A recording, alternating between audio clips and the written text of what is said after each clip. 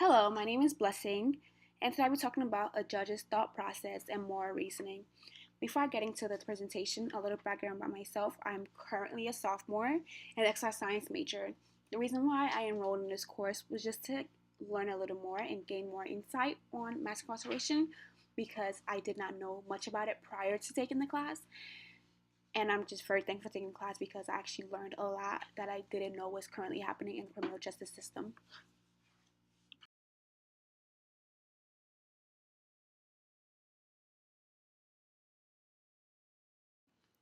So, when writing this research paper, I came across three research questions.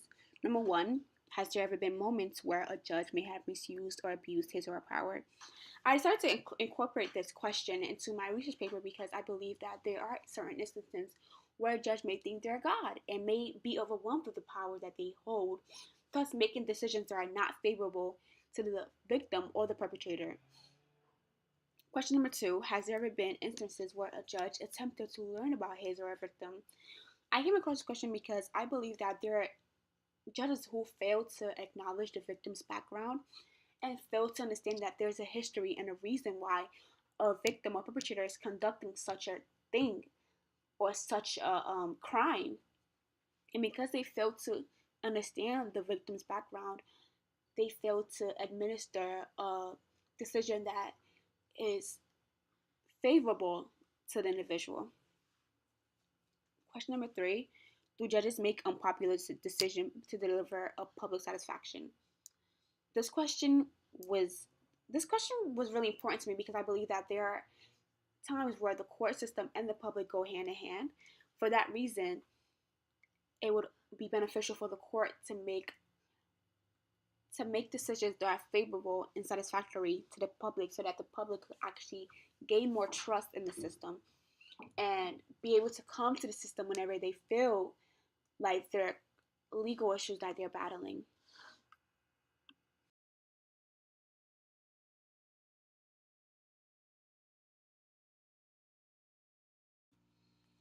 I'm not gonna lie, I did maneuver through various case texts in order for me to find the actual case text that I needed to support and prove my explanation, my claims. The case text I'll be talking about is Abuse of Power and Judicial Misconduct, a reflection on contemporary ethnical issues facing judges. And this was written by Carl E. Stewart. This article presented a few court cases that demonstrated the ridiculous ruling of judges and demonstrated the bias that a judge may have towards the victim or perpetrator. So, in the article, we're presented with a judge named Judge Robert Michelson, and he was a Wisconsin trial judge, and he inappropriately handled a case. He openly referred to the daughter of a defendant as a slut, stating that I suppose it was too much to ask that your daughter keep her pants on and not behave like a slut.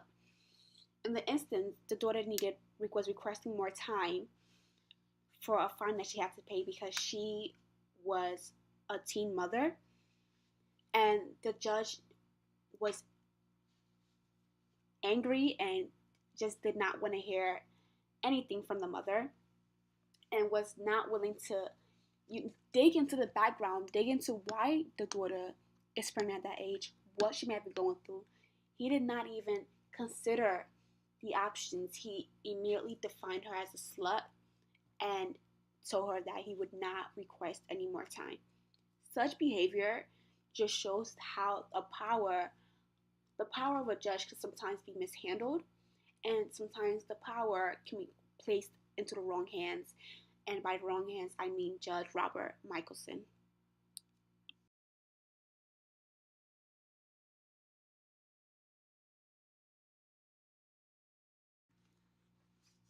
The art of judicial decision making is the cornerstone of the American justice system. So, in order to fully understand how the judge decides their decisions and handle their case, one must understand how the judge mind works.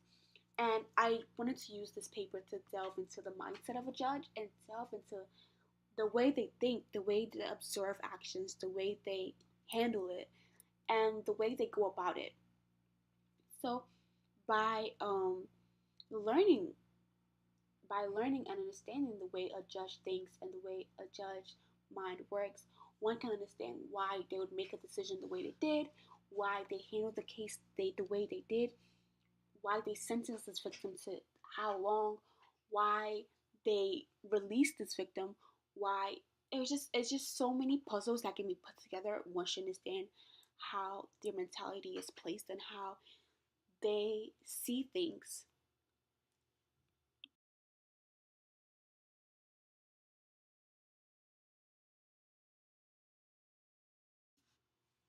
My hypothesis is the just decision making is attributed through various factors, including public satisfaction, historical information about the individual, and more. But the one thing people fail to take into account is the power that they will hold. And I stated this as my hypothesis because I believe that as citizens we do neglect the overwhelming power placed into a judge's hands, and we do neglect the fact that a judge holds the final word, and the decisions a judge makes hold such a significant impact on an individual lifestyle, individual mindset, and individual social context. And since we fail to understand that, we fail to understand. I'm going to cut that.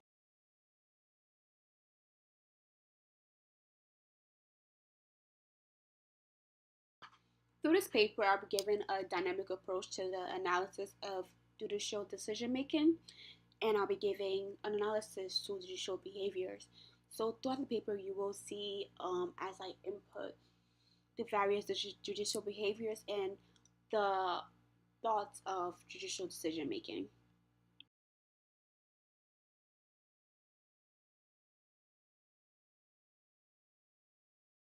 When writing this research paper, I did come across two research problems. Number one, at first, I did not review all that was available to me because honestly, in the beginning, I was writing about the racial aspect and leaning too much racism, classism, and sexism.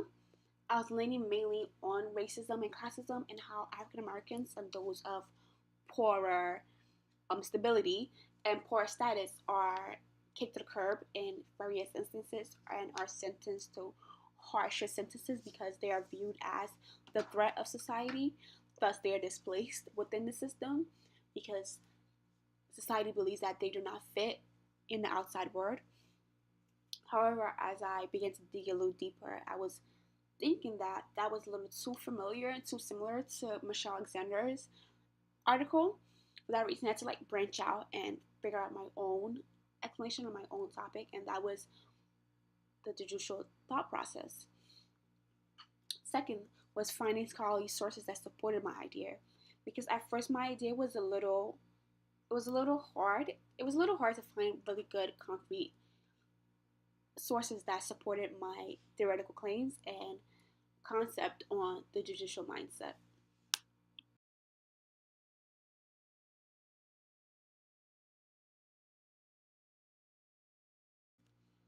To conclude it all, a judge is known to perform judicial duties without bias or prejudice. However, there are instances where a judge misuses and abuses their power, thus causing them to manifest bias or prejudice. This conclusion was manifested based on the idea of abusing power and misusing it in a way, such a way that's not favorable to the victim, and more so favorable to the judge because the judge has the upper hand when they have power and they're more dominating. They're looking down on you and they're making these decisions that put you in such predicaments and put you in situations that you wouldn't likely be situated in if you had another judge.